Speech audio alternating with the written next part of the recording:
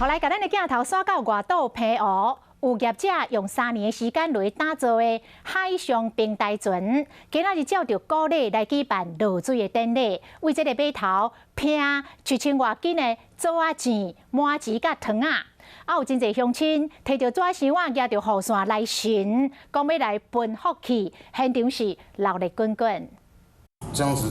新鲜的虾啊，甲头剁掉，配虾壳，直接做沙西米，唔免调味，就做清甜。毛虾简单甲吹过，就当食到伊的原味。想要直接食到鲜的海鲜味，伫咧澎湖有无同款的选择？ 海风吹伫咧面呢，人规轻松起来，可以当坐伫咧船内底欣赏海景。疫情慢慢啊跌落来，加上热热，今仔拢放假。澎湖业者开要2000万，用3年的时间做海上平台船，到达高级的海鲜料理，提供龙虾、虾啊、鲍鱼、小羹啊高级食材，互游客当体验有钱人的水上活动。还蛮好玩的，就是新的体验。非常宽敞啊，是，设备都有。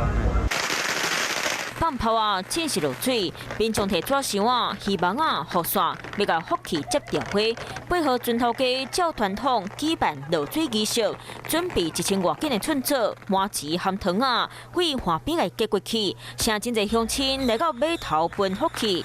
即马这只船也搁伫咧申请海上平台执照，希望未来会当用新的方式，带民众踅澎湖，带动观光商区。 Hello， 大家好，我是乃瑜，要教给大家2个任务。第一个，华视新闻的脸书专页，你按赞了吗？还有华视新闻的 YouTube 频道，赶紧订阅起来，还要记得按赞，开启小铃铛哦。